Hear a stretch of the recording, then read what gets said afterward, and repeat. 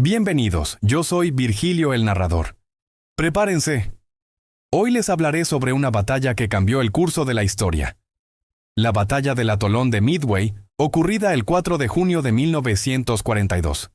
Esta no es solo una crónica de combates aéreos y navales, es una historia de estrategia, coraje y fuego en el cielo. Un momento en el que el ingenio y la audacia desafiaron a un imperio que parecía destinado a la victoria.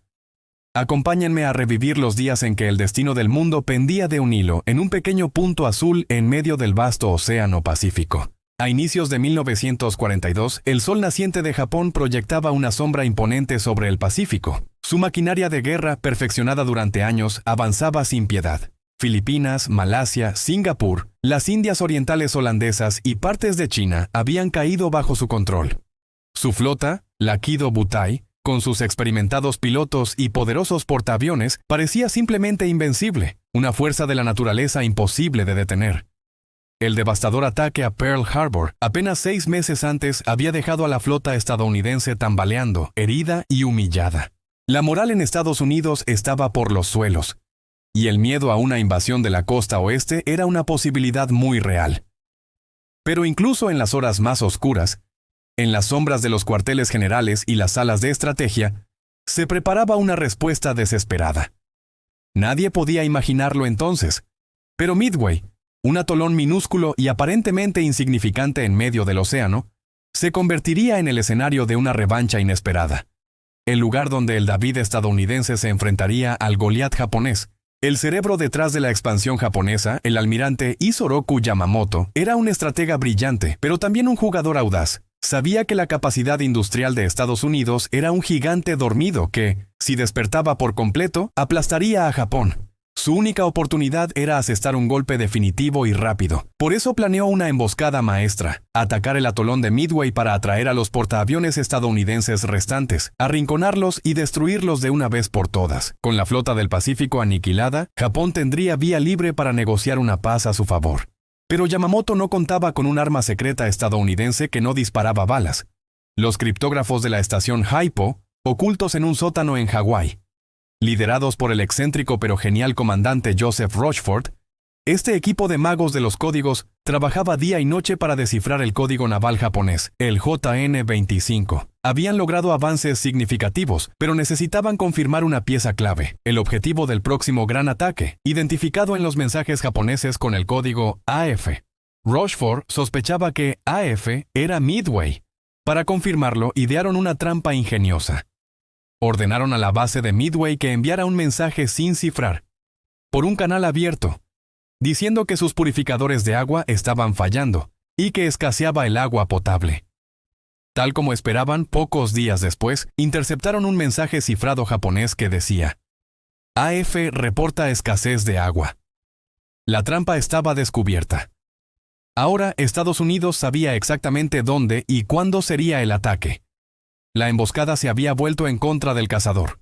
Con la inteligencia en la mano, el almirante Chester Nimitz, comandante de la flota del Pacífico, preparó su propia trampa. La flota estadounidense, aunque inferior en número, se posicionó en secreto al noreste de Midway, en un punto que los japoneses apodaban Point Lock, esperando pacientemente. 3 portaaviones, el USS Enterprise, el USS Hornet y el USS Yorktown, se ocultaban más allá del horizonte, listos para saltar sobre su presa.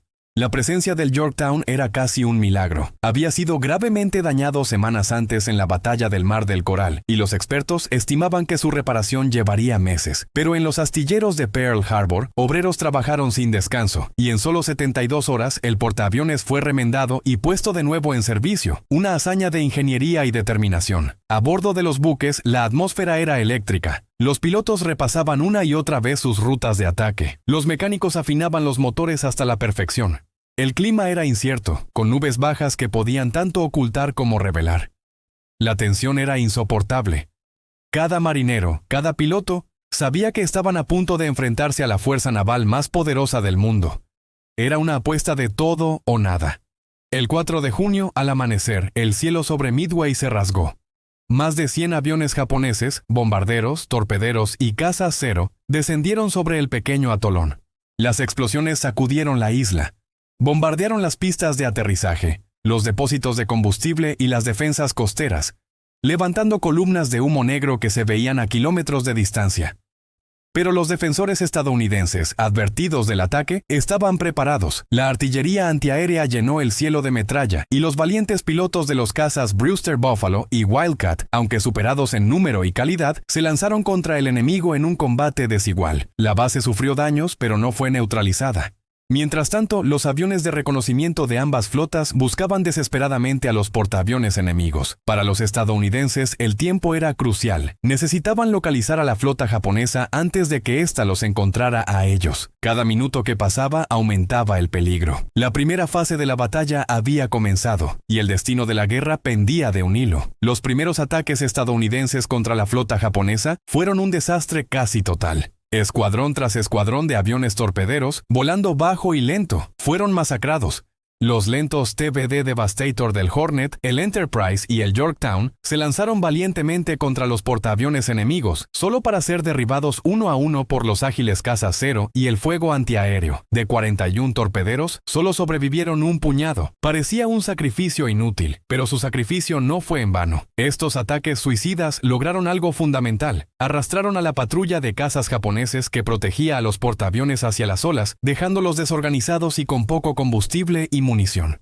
Justo en ese momento crítico, descendiendo desde las nubes como halcones vengadores, aparecieron los bombarderos en picado SBD Dauntless, liderados por los comandantes Wade McCluskey y Max Leslie. Habían llegado al lugar exacto en el momento exacto. Encontraron a los portaaviones japoneses en su momento más vulnerable, con las cubiertas llenas de aviones repostando y rearmándose para un segundo ataque. En cuestión de 5 minutos infernales, las bombas estadounidenses impactaron en los portaaviones Akagi, Kaga y Soryu, convirtiéndolos en antorchas flotantes. El Hiryu, el único portaaviones japonés que sobrevivió al ataque inicial, logró lanzar un contraataque desesperado que dañó gravemente al Yorktown, pero su suerte duró poco. Horas más tarde fue localizado y también destruido por los bombarderos estadounidenses. En un solo día, Japón había perdido el corazón de su flota. La batalla de Midway no se ganó únicamente con bombas y torpedos, sino con información. Fue una victoria de la inteligencia. Estados Unidos ganó porque supo dónde, cuándo y cómo atacar. Mientras los japoneses operaban a ciegas, confiados en un plan que creían secreto, los estadounidenses tenían el libro de jugadas del enemigo en sus manos. Esta batalla demostró de forma contundente que la guerra naval moderna había cambiado para siempre. El portaaviones había reemplazado al acorazado como el rey de los mares, y el alcance de sus aviones era más importante que el calibre de sus cañones. Midway fue la prueba de que la guerra se gana combinando inteligencia, coordinación, tecnología y, por supuesto, una valentía inquebrantable. Para Japón, la derrota fue una catástrofe de la que nunca se recuperaría.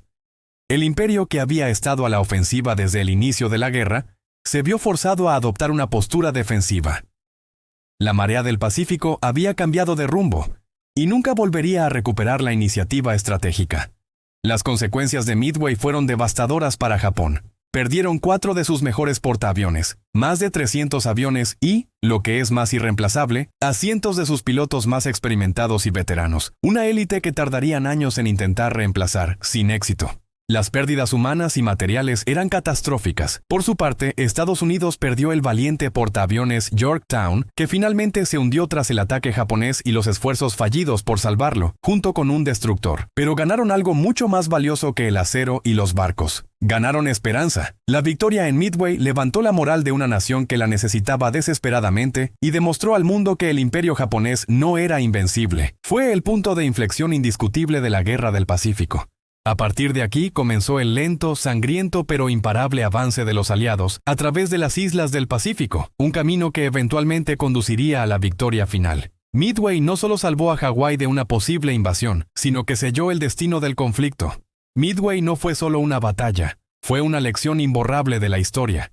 En un rincón remoto y olvidado del océano, el coraje de unos pocos, guiado por la estrategia y la inteligencia, se unió para cambiar el destino del mundo. Nos enseña que la arrogancia puede cegar al más poderoso y que la determinación puede dar fuerza al más débil. Hoy, mientras miramos el mar en calma, recordamos el fuego, el humo y el acero retorcido. Y sobre todo, recordamos a quienes lucharon en el cielo y en el mar, y a quienes hicieron el último sacrificio y nunca volvieron a casa. Espero que este viaje a uno de los momentos más decisivos de la historia les haya gustado. Si fue así, no olviden suscribirse al canal, dejar su comentario contándome qué otra batalla les gustaría que exploráramos y compartir este video con sus amigos apasionados por la historia. Yo soy Virgilio el Narrador y nos vemos en la próxima gran historia.